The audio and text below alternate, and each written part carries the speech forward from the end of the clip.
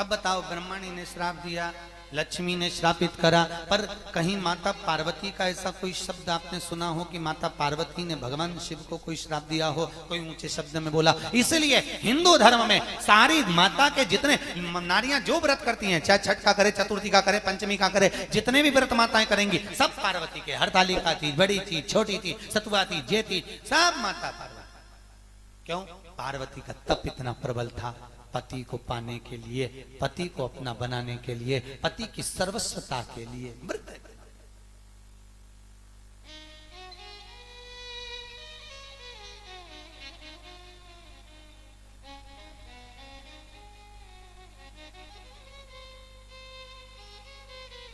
शिव एक आगे वर्णन आया। अभिमुक्त नगरी काशी में भगवान भैरव जी को भगवान शंकर ने भेज दिया और शिव जी ने भेजा और कहा, काल भैरव के रूप में तुम पूजित हो, काल भैरव के रूप में पूजित। कौन कौन ने दर्शन करें काशी में काल भैरव के? करें। हर हर महादेव हर, सबने करें दर्शन। काल भैरव हाजिरी भरने वाला। आगे चरित्र आया। भगवान शिव के सुंदर स्वरूप का मूलभूत जो शिवलिंग है उसके निर्माण का क्रम बताया गया। ब्राह्मण हो, क्षत्रिय हो, वैश्य हो, शूद्र हो, चारों वर्ण के लोग शंकर जी के शिवलिंग का निर्माण मट्टी का कर सकते हैं, पूजन कर सकते हैं। ब्राह्मण को श्वेत मट्टी का शिवलिंग बनाना चाहिए। कौन सी मट्टी का? श्वेत मट्टी, सफेद। वैश्य को पीली मट्टी का शिवलिंग का निर्माण करना चाहिए। क्षत्रिय को लाल मट्टी के शिवलिंग का निर्माण करना चाहिए और शूद्र को काली मट्टी के शिवलिंग का निर्माण करना चाहिए। कुछ बातें शिव महापुराण में जो वर्णित करी गई, जैसे दीप महत्वता, घर में 2 दिए हमेशा रखना चाहिए, घी का दिया हो चाहे तेल का दिया हो। ज्यादा से ज्यादा दियों को बदलना नहीं चाहिए। जैसे मालूम पड़े आज ये वाला दिया लगा दिया, फिर 15 दिन चला उसको फेंक दिया, दूसरा दिया लगा दिया। शास्त्र कहता है, शिव महापुराण कहती है, जिसके घर में दिया एक लेता है और वही दिए में निरंतर बत्ती लगती रहती है तो उसके घर में संपदा की वृद्धि होती रहती है। दिया ज्यादा नहीं बदलना चाहिए। संपदा के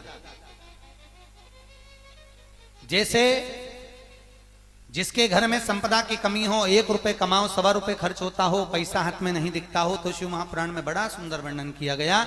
बेलपत्री के पेड़ के नीचे सोमवार के दिन किसी ब्राह्मण को यदि या ब्राह्मण के बालक को खीर का भोजन करा दिया जाए, और यदि ये भी नहीं करा सकते तो सोमवार की सोमवार शाम के समय अगर बेलपत्र के पेड़ के नीचे घी का दिया लगाकर आए, 5 सोमवार लगाकर आइए, अपने आप लक्ष्मी में बरकत बनना चालू हो जाती है, संपदा बढ़ना चालू हो जाती है। क्यों? रुद्राक्ष का वृक्ष भगवान शंकर के नयन अश्रु से बना है और बेलपत्री का वृक्ष माता पार्वती के नयन अश्रु से बना है। नयन अश्रु। देखो, बेलपत्री के पेड़ के नीचे शाम के समय लक्ष्मी का वासा हो जाता है। जैसे आपने पीपल के वृक्ष की गणना सुनी होगी ना, पीपल के वृक्ष की गणना में पद्म पुराण के अंतर्गत बड़ा सुंदर वर्णन किया गया है और अग्नि पुराण में, कि पीपल का जो वृक्ष है उस वृक्ष की गणना में सुबह 4 बजे से लेकर 7 बजे तक पीपल के वृक्ष में भगवान ब्रह्मा का वासा होता है। किसका वासा है? ब्रह्मदेव। 7 बजे से लेकर पीपल के वृक्ष में 10 बजे तक पीपल के वृक्ष में भगवान विष्णु का वासा होता है। किसका वासा है? भगवान विष्णु का। 10 बजे से लेकर 11:30 बजे तक पीपल के वृक्ष में पितरों का वास प्रारंभ होता है। पितर जानते हो ना? पितर जानते हो ना सब लोग? पितरों का वास 11:30 बजे तक। इसलिए हमारे शास्त्र विधान में कहा गया, श्राद्ध पक्ष में अगर ब्राह्मणों को भोजन कराना है, श्राद्ध पक्ष में अगर ब्राह्मण जिमाना है तो 11:30 बजे तक घर में ब्राह्मण जिम लेना चाहिए। 11:30 के बाद में पितरों का वासा समाप्त हो जाता है, पितरलोक के दरवाजे बंद कर दिए जाते हैं। तो 11:30 बजे तक पितरलोक के दरवाजे खुलते हैं, तो 11:30 बजे तक पितरों का वासा। 11:30 के बाद में पीपल के वृक्ष में आहूतों का वासा होता है। आहूत जानते हो, जो बच्चे गर्भ में शांत हो जाते हैं, 6 महीने के बाद शांत हो जाते हैं और कुंवारी अवस्था में मर जाते हैं, उनको आहूत कहा जाता है, आहूतों का वासा। फिर पीपल के वृक्ष में वासुकों का वासा चालू हो जाता है, ये अग्नि पुराण का संवाद है। वासुकों का वासा के बाद में शाम को 4 बजे से 7 बजे तक पीपल के वृक्ष में भगवान शंकर का वासा चालू हो जाता है। 7 बजे के बाद में पीपल के वृक्ष में रात्रि को 8 बजे से 9:30 बजे तक पीपल के वृक्ष में कुबेर का वासा होता है। इसलिए दीपावली के दिन रात्रि को 9 बजे जो पीपल के पेड़ के नीचे घी का और एक तेल का दिया लगा देता है, उसके यहाँ कभी संपदा की कमी नहीं होती। तो 9:30 बजे तक पीपल के पेड़ में कुबेर का वासा।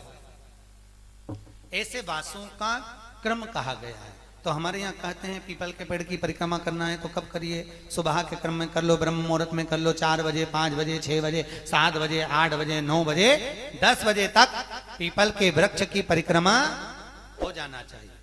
फिर पीपल के पेड़ की परिक्रमा ना रात को होती है, न दोपहर में होती,